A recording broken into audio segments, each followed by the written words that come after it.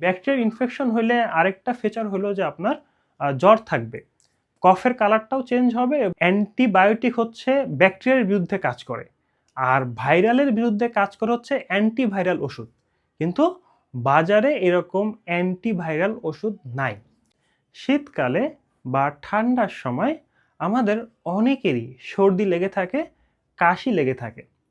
এখন এই ঠান্ডার সময়েই কেন এই সমস্যাগুলো হচ্ছে? কারণ ঠান্ডার সময় আমাদের শরীরের ভিতরে কিছু ভাইরাস ব্যাকটেরিয়া অ্যাক্টিভ হয়ে যায়। মানে এরা ঠান্ডা পরিবেশ পাইলে খুব দ্রুত গ্রো করে ইনফেকশন তৈরি করে, ফলে আমাদের ঠান্ডা লাগে, কাশি হয়। এছাড়া শীতকালে বাতাসে জলীয় বাষ্পের পরিমাণ বা আর্দ্রতাটা কম থাকে, ফলে বাতাসে অনেক বেশি ধুলাবালি উড়ে। তো যখন আমরা এই ধুলাবালির পরিবেশে শ্বাস প্রশ্বাস নিই, তখন ধুলাবালি আমাদের নাকের ভিতরে চলে আসে।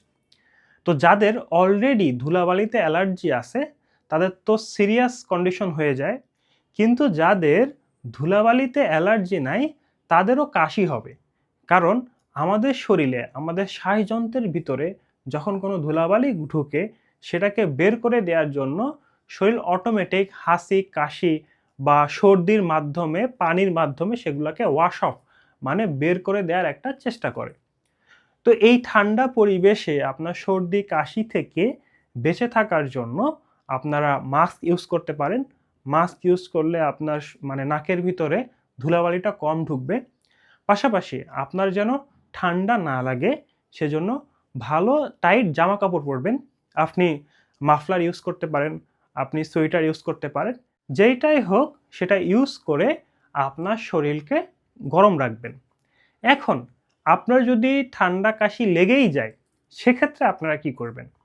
তো আপনার সর্দিটা বা আপনার কফটা যদি সাদা কালারের হয়, তাহলে বুঝতে হবে আপনার ভাইরাল ইনফেকশন হয়েছে। আর এই ভাইরাল ইনফেকশন হলে আপনাকে কোনো অ্যান্টিবায়োটিক বা ওষুধ খাওয়া লাগবে না। কারণ অ্যান্টিবায়োটিক হচ্ছে ব্যাকটেরিয়ার বিরুদ্ধে কাজ করে, আর ভাইরালের বিরুদ্ধে কাজ করে হচ্ছে অ্যান্টিভাইরাল ওষুধ। কিন্তু বাজারে এরকম অ্যান্টিভাইরাল ওষুধ নাই। তো সেক্ষেত্রে যেটা আপনারা করবেন, এই ভাইরাসটাকে মোকাবেলা করার জন্য আপনারা রং চা খেতে পারেন।